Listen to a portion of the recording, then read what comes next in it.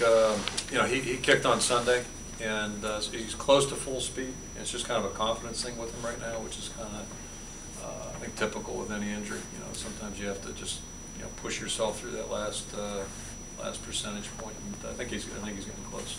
Is it hip? Now he's got a muscle strain, which is not a good thing for a kicker, certainly. If he gets back, is he the guy at field goals?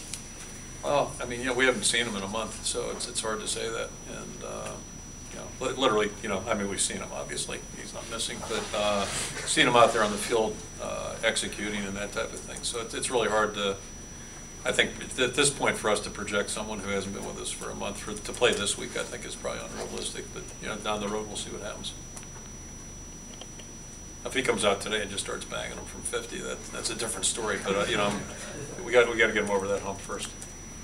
This is a little bit different from the last 2 years. You guys went in as the underdog and won. Now Penn State would, I guess, be considered the underdog. Is that dynamic, I mean, affected at all, or?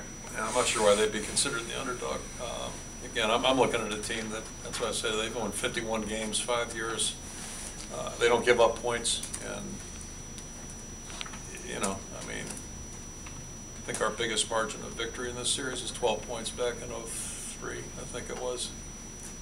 So it's just, you know, all I know is we've had tough games with them, or we've gotten nailed pretty good. And, you know, I'm expecting this thing to be a real, you know, 60-minute game, and hopefully we'll be in there in the fourth quarter.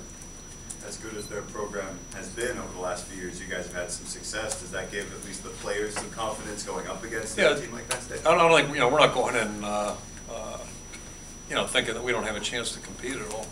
But you know, the bottom line is, again, historically against this team, if you're going to have a chance to be there in the fourth quarter, you better play your best football. And we've done that. You know, the games we've won, we've done that. When we didn't do it, you know, the game was over pretty early in '07. And you know, if you open the door at all for them, you know, it really you know, makes it tough to win. So, you know, the common denominator is you got to play your best football. We've been fortunate; we've done that in some instances, and we've hung in there and played well in that fourth quarter and or second half. And you know, we're going to have to do something typically to spark things. You know, last year it took a great special teams effort, actually a couple of them to really, you know, get the thing going a little bit the other way. But it wasn't like we scored a lot of points offensively against them, that's for sure. Coach, you brought up Evan Royster. Just in what ways do you feel he's stood out from other running backs that your teams have faced over the years? He's just a, you know, very smooth and efficient player, I guess is how I describe him. I think he does everything very well, and it's not that he's a flashy player, but he's just very, very productive. And you look down at the bottom line, you know, his statistics are normally very good. That's how he's gotten to where he's gotten career-wise, and he just kind of does it with ease. But that's what good players do. You know, it looks like he's, you know, and the other part is if you leave the door open at all, you know, it might be 60 yards later that you're looking at him. So you know, you just, like any great running back, you really got to be at your best every play. Otherwise, he can take on the distance on you. He's really a very good football player. Does everything well, run, pass, all that stuff.